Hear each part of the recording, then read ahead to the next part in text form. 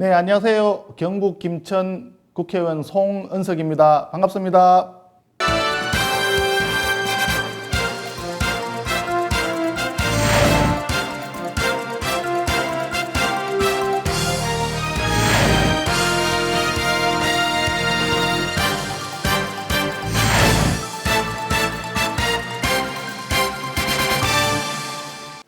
반갑습니다, 의원님. 21대 총선에서 75%의 압도적인 지지로 또 21대 국회 재선으로 국회에 입성을 하셨습니다. 그동안의 지지와 성원을 보내주신 지역구 주민들과 또 BTN을 시청하시는 불자님들께 인사 말씀 좀 부탁드리겠습니다. 예, 21대 총선에서 다시 한 번 더 지역을 위해서 또 우리 사회를 위해서 봉사할 수 있는 기회를 주신 우리 김천 시민 여러분에게 감사하다는 말씀을 다시 한번 드립니다. 그리고 이 방송을 시청하게 되실 우리 BTN 시청자 여러분들과 함께 기뻐하고 또 다시 한번 국가의 발전을 위해서 또 우리 지역사회 김천의 발전을 위해서 최선의 노력을 다하겠다는 어떤 각오의 말씀도 드립니다. 너무너무 감사합니다. 문재인 정부 마지막 국정감사가 이제 끝났습니다. 이번 국토위도 뜨거운 감자였는데요. 이번 문재인 정부 마지막 국감 좀 어떻게 평가하십니까? 예, 문재인 정부의 마지막 국감이기 때문에 사실 그 문재인 정부의 5년 동안의 어떤 성과라고 할까요? 어떤 거기에 대한 종합적인 아마 그 평가가 이번에 국감에 이루어져야 된다 하는 국민적인 어떤 그런 열망이 있었을 겁니다. 먼저 생각해 보면 지난 4년 반 정도 문재인 정부가 있으면서 경제라든지 사회, 정치, 교육, 외교 모든 분야에서 사실상 제대로 된 정책을 한 게 하나도 없거든요. 거기에 마지막으로 결정타를 날린 게 재작년에 이제 조국 사태에 이어서 이번에 이제 성남 그 대장동 그 사태가 일어남으로써 일반 국민들 입장에서 봤을 때는 당군 이래 최대의 권력형 부동산 투기 사건 아니냐 이렇게 생각을 하는 거죠. 그 부동산 가격이 급등하는 이 문재인 정부 4년간 연끌하고 이렇게 해도 집을 구할 수 없었던 이런 보통 사람들에게는 정말 치명상을 안겼다. 그래서 이번 국감 과정에서 결과적으로 정권 차원에서는 플러스 마이너스를 따진다면 결과적으로 민심 위반을 확인한 국감이 아니었겠나 이렇게 생각을 합니다. 이제 그런 사태 이후에 민간 투자 개발 사업에 대한 이제 대책이 필요하다 이런 목소리도 나오는데 이런 화천대유와 같은 사태를 좀 대비하기 위해서 좀 어떤 대책 마련이 국회에서 필요할까요? 이 부분에 대해서는 여러 가지 의견이 있을 수 있고요. 지금 또 이제 법 개정안도 몇 가지가 나와 있고, 사실 우리 의원실에서도 지금 법안 개정안을 좀 준비를 하고 있긴 합니다. 분명히 이제 문제가 있긴 있어요. 제도적으로 허점도 있습니다.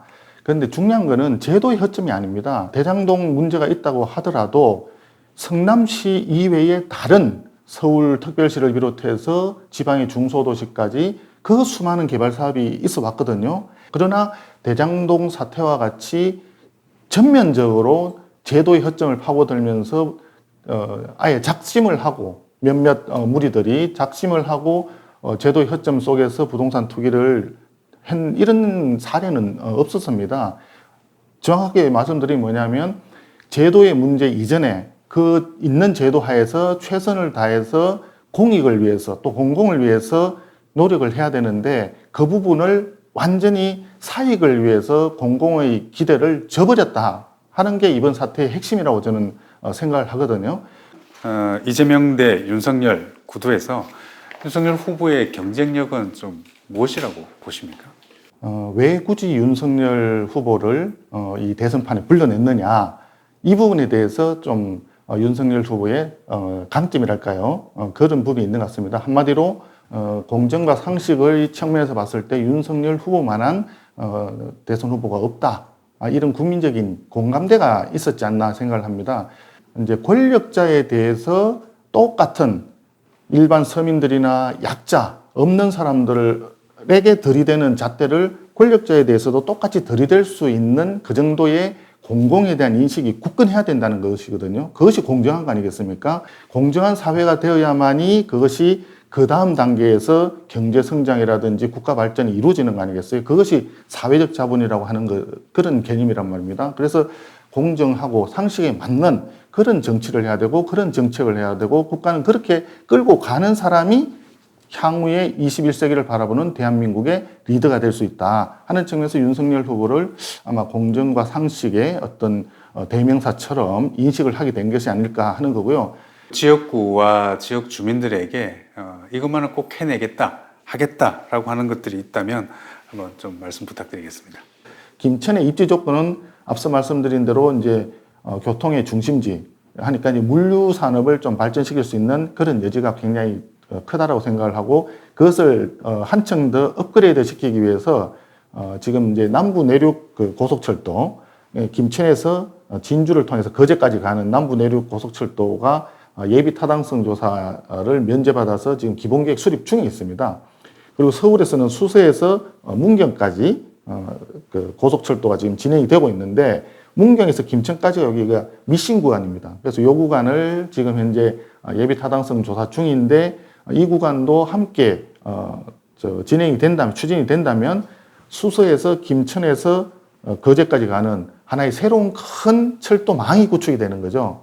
장래적으로는 김천과 전주를 연결하고 또 김천에서 의성에 있는 신공항을 연결하고 영덕까지 함으로써 동해안과 서해안을 연결하는 어떤 철도 교통의 중심지로 김천이 자리매김했으면 좋겠다 하는 희망을 가지고 있고요. 마지막 한 가지는 이제 현재 진행 중에 있는 게 국토안전관리원의 그 교육원을 김천에 이제 건립을 하고 있습니다.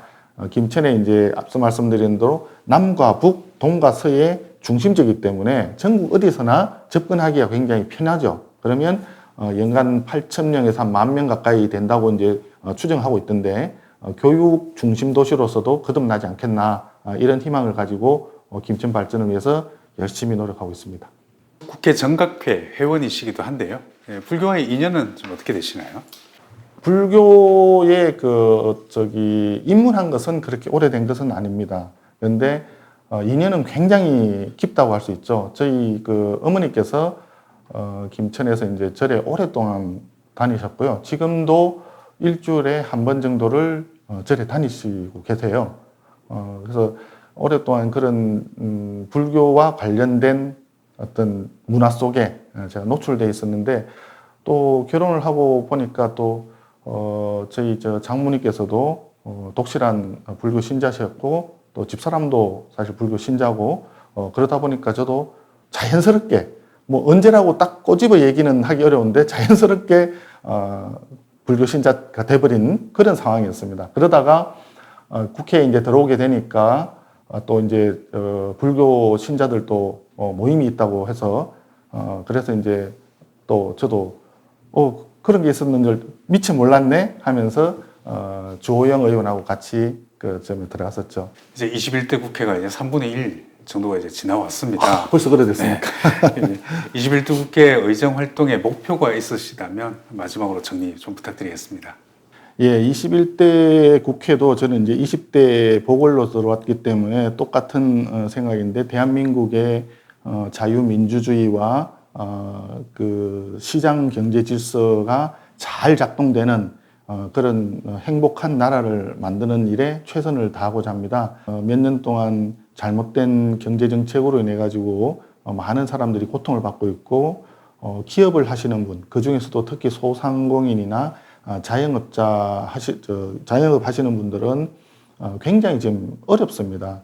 경제를 회복하고 민생 경제를 다시 살릴 수 있도록 21대 국회에서도 20대 때와 마찬가지로 최선의 노력을 다할 생각입니다. 다시 한번 대한민국이 좀 올바른 반듯한 그런 미래의 길로 나아가서 우리뿐만이 아니라 우리 후속 다음 세대들도 정말 살만한 나라 만들 수 있도록 그 길에 최선을 다하도록 하겠습니다.